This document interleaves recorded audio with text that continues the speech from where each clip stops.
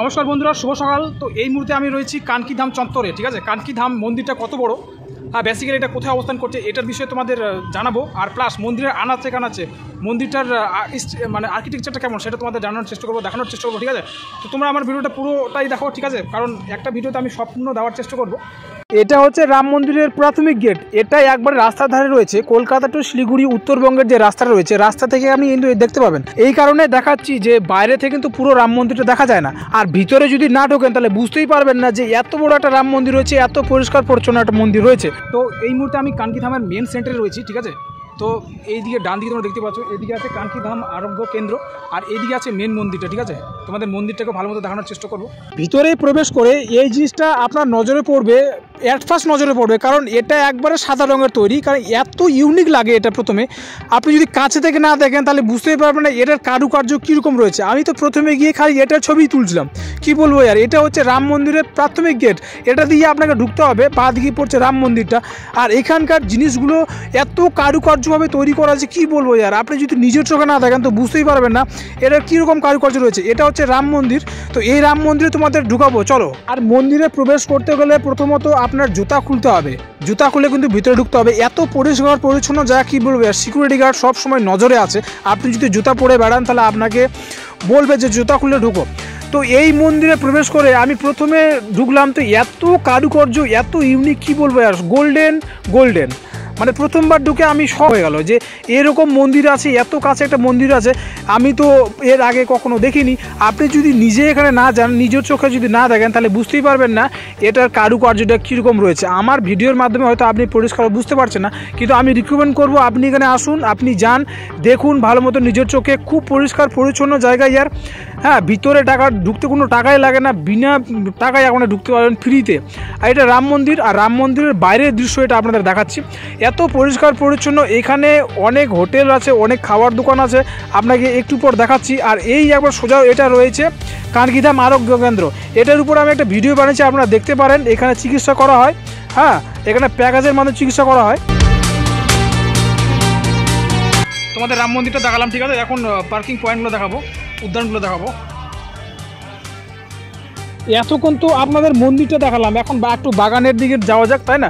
তো এখানে বাগানটাকে এমন করে সাজিয়েছে, কি বলবো, সব সময় কাজের লোক লেগেই আছে এর পিছনে। এই তোমরা দেখতে পাচ্ছ ময়ূর, হ্যাঁ, আর নিচে যে ঘাসগুলো কেটেছে একবার সুন্দর সুন্দর করে, আর গাছ লাগিয়েছে, হ্যাঁ, ছোটো ছোটো গাছ।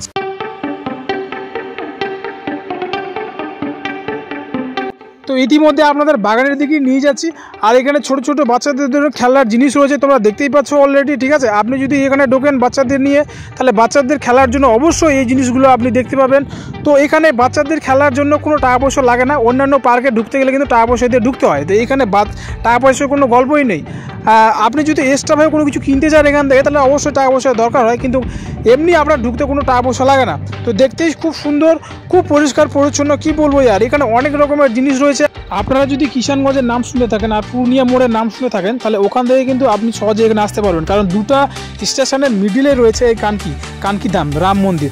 আমি তো প্রথমে এটা বুঝতেই পারিনি এত বড় রাম মন্দির রয়েছে এখানে।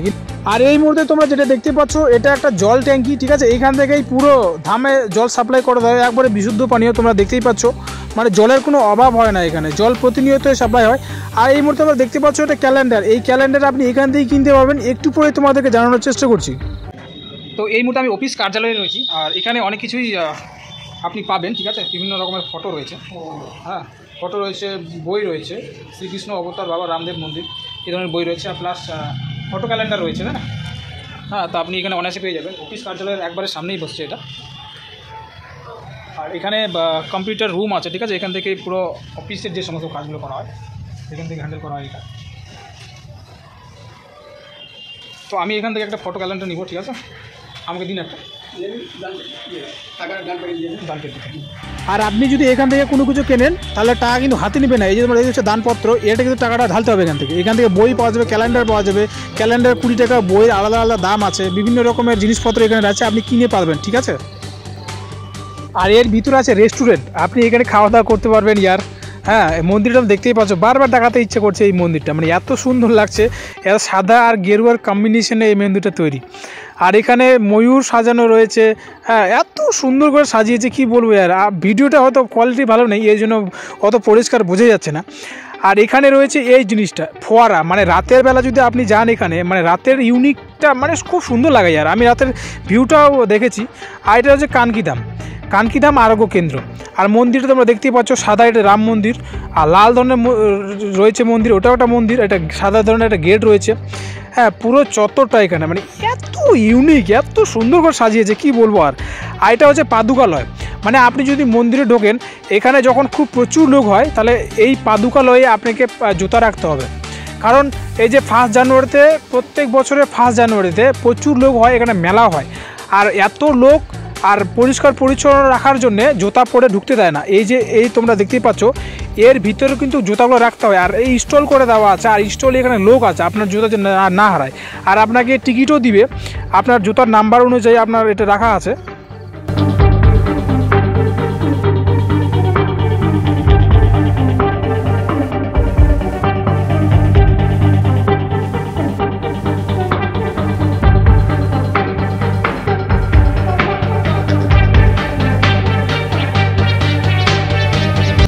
আর এই জিনিসটা তৈরি করা হয়েছে কানকিধাম আরোগ্য কেন্দ্রের একেবারে সামনে, কারণ এখানে শরীর চর্চা করার জন্য এই যে সমস্ত জিনিসগুলো তৈরি করা হয়েছে, আপনি দেখতে পাবেন গেলেই।